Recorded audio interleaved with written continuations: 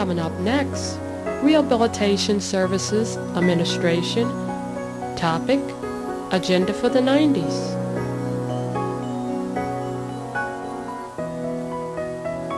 Thank you. It's nice to be here, and it's nice to see all of you here. I bring you greetings from our RSA Commissioner, Nell Carney, who's going to be with you tomorrow as I'm looking through the program for your luncheon meeting. When Dolores talked to me about addressing you today, she said that we needed to focus on two different areas. And the first one she talked about is the funding opportunities that exist within RSA for you and for other organizations out there to make sure that you're aware of those opportunities. And the second area that she asked me to touch upon was our need for qualified reviewers to look at those applications that are sent in by your organizations and other organizations around the country. So that's what I'd like to focus on today. And with us to tell you more about those funding opportunities, we have a panel of our RSA staff. On your far left is Ellen Chesley, who's a senior member of the Division of Resource Development staff, and very knowledgeable about the programs in the area of training, professional training for individuals who provide services to disabled individuals. And she handles specifically our Rehabilitation Continuing Education program. Those are the 11 organizations around the country which provide continuing education to professionals in the rehab field. And then she also, another major area that she has responsibility for is the rehabilitation counseling, both at the doctoral and at the master's level. So she will talk about that area.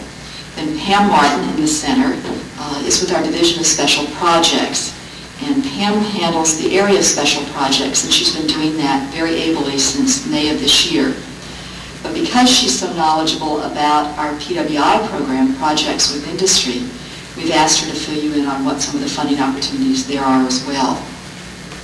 Pam's got to focus on the underserved populations and how we can develop new methods of providing services to those populations. And on your far right is Ed Hoffler.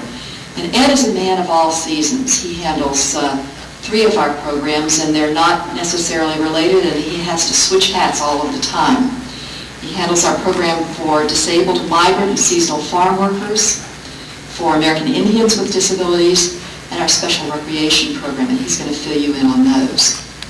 Before I turn the program over to my colleagues, and I know this is what you really want to hear is about funding opportunities, I just thought I might provide you with some general remarks on where we are in RSA and on some of the general concerns that we have. I said that we were invited here to provide you with some information on our reviewer process and to see if we can't sign as many of you up as possible to be reviewers. We've got forms in the center of the room, and I'm hoping that you all picked up one of these forms. This is the form that you need to fill out and submit to us to be a reviewer. It's called the Reviewer Qualification Statement. And this form is the form that we use to look at the qualifications that you have and to get your name into our system. So we're hopeful that as many of you as possible will fill this out. The process is that you fill out this form, you send it into the appropriate regional office. The regional office assesses your qualifications, and then it becomes part of our system. And when we're getting ready to have a competition, we query the system to get the names of the people who are qualified in specific areas to serve as peer reviewers.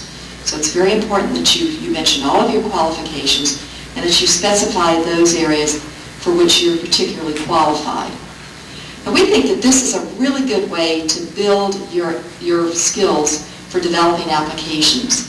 And those of you who've ever served as reviewers before, I know are aware of how much more knowledgeable you are about the funding process and about applications in general after you've served as a reviewer.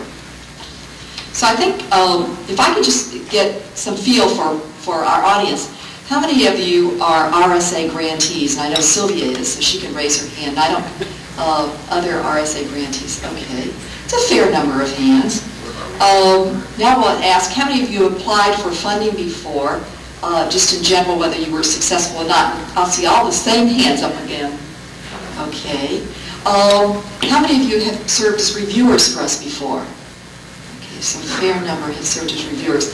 And I hope the next time we come back and talk to you, everybody the hand will go up, and many more of you will become part of our system, and then we can call upon you to be reviewers. Since a number of you have been our current grantees, I'm sure that you're probably aware of how the process works. But I thought I would just take a little bit of time to tell you how we get to the process of actually making grant awards. The first thing that happens is that we have to have enabling legislation. That's passed by the Congress. And after we get enabling legislation, then we need to have an appropriation. And there are times when we have authorizing legislation, but no money comes to us, so that we have programs within RSA that are unfunded. So we have to have that appropriation before we can actually go out with an announcement in the Federal Register. And that Federal Register announcement is how we communicate with the public, and we let you know that there are monies available and funds that you can apply for. And Ellen, Pam, and Ed are going to tell you about some announcements we published recently in the Federal Register. We've got copies of kits back there so that you can be familiar with those. So we publish in the Federal Register, and in the Federal Register we indicate what the deadline is for submittal of applications. We get those applications in, and then we look through them and we screen them to make sure that they meet the requirements that we've established in the Federal Register. And after we've screened them, then we have a process of the applications being reviewed by panels of peer reviewers. And at least 3 reviewers have to look at each of those applications. And we get comments in from those 3 reviewers. And with the comments and the scores that they've given us, we then rank the applications starting with the highest one, the application which received the greatest number of points, and then ranking them down to the one that received the lowest number of points. Once we have that ranking, then our central office staff and regional office staff look at those applications, and they do a review as well. Then we take the ranking that we got from the reviewers, and we take the reviewer comments, and together with the comments from our own staff, both central office and regional office, we go to the commissioner and we present some recommendations to the commissioner. And we have a discussion, and it's often lively, and often there's a fair amount of disagreement as to what we should do. But we come out with then a slate which we present to the Assistant Secretary for OSERS, who has the final responsibility of making those funding decisions. The work doesn't end then, unfortunately, for us. After we get the decisions from the Assistant Secretary, then we have to prepare a series of funding documents that goes over to the unit within the Department of Education, which is actually responsible for negotiating the awards with you and for preparing the award documents. And that process usually takes, after the decisions have been made, that process then of actually getting the awards out to you can take anywhere from 45 to 60 days. So when you hear that a panel has been held and funding decisions have been made, and you wonder why you haven't heard from us immediately, that's why you haven't heard, because it does take that period of time. And during that period of time, they'll call, and with those applicants who have been identified for funding, they will call and negotiate with you on the budgets and on different program questions that we might have. And then that office, our Grants and Contracts Service, is the office that's actually responsible for getting the notice out to you that you've been successful, and let you know that we're really excited about your project and we will enjoy working with you. And then my office is responsible for letting you know if you haven't been successful. And unfortunately, each year we send out more letters to unsuccessful applicants than we do to the successful applicants.